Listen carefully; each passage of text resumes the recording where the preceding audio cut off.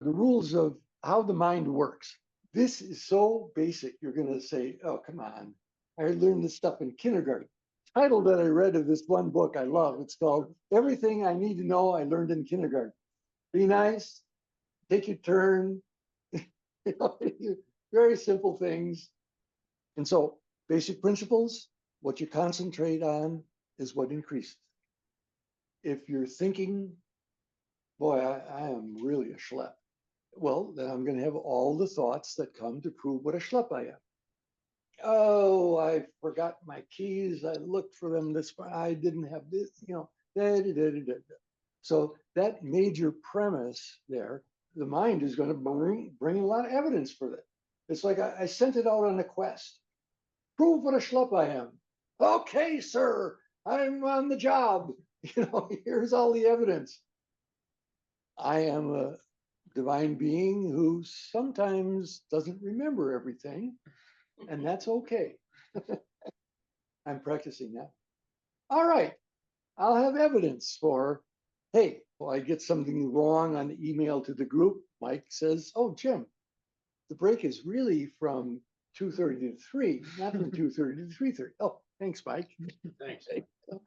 So I trust that I'm living in a supportive universe. There's that story, apocryphal though it may be, I like it, so I keep telling it.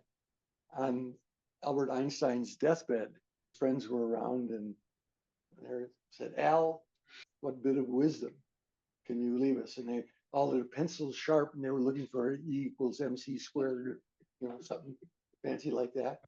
And he thought for a while. He said, I think the most important question humanity has to face is, do we live in a friendly universe or not? Oh boy, he's lost it. Al is over the edge now, getting metaphysical. What I love about that story is, who gets to decide whether we live in a friendly universe or not? Is science going to decide that for us? I don't think so. How about our mind? Oh, you can send your mind out right now on the task of finding why the universe isn't friendly, and you'll bring back headlines and horror stories and all things piled up that way.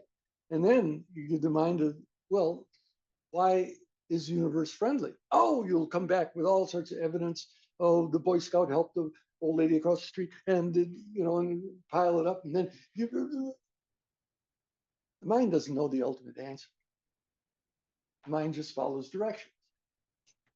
Who am I outside of my mind? That we talked about before.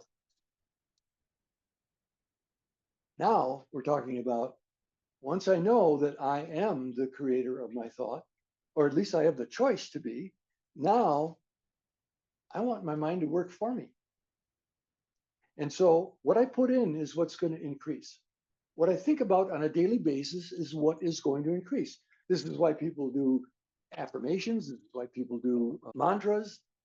They found in doing autopsies of meditators, lifelong meditators, their default mode in the brain, the insula and all those areas in the brain was shrunk, was smaller than in people who never trained their mind at all. The default mode network is a place where your mind goes when you're not focused on something. And it's very self-referential, and it's usually looking for danger or something that's wrong. Phrases that we're all descendants of people that escaped being eaten by the tiger. You know, we're here. You know. And so we've got a highly developed sense of where is danger. So what you focus on is what's going to increase. What you think is absolute truth is what you will create.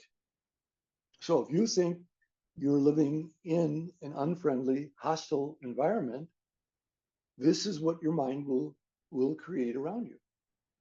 And what you think will continue to exert influence until you change your mind, until you put in some different premises. So in other words, once you give instructions, it's going to keep going on that. And it's going to keep producing results. So the law of attraction is that thoughts attract like thoughts.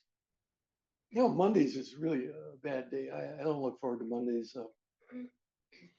Toast is burnt. You know, people are grumpy at the office. Traffic is horrid. Once I have that thought, Mondays is a bad day, and I keep reinforcing it. Boom, boom, boom, boom. Hey, I got evidence. Don't try to argue me out of it. Don't go smiling on Monday. So, law of projection. Once I have that thought that people don't pay attention to me, you know, I will project onto others.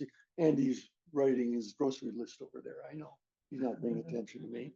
You know, someone's praying that I'll stop talking soon. I see that. So again, what you put in your mind, you're going to project. It's not like you've never heard these things before. I know, but we're gonna go deeper with it. The law of transformation. People don't like me, actually, when they get right down to it, when they know who I am. And I tell that to Bonnie every time. This is not true. I'm just kidding. I tell that to Bonnie every time we get together, and I tell you, people really don't.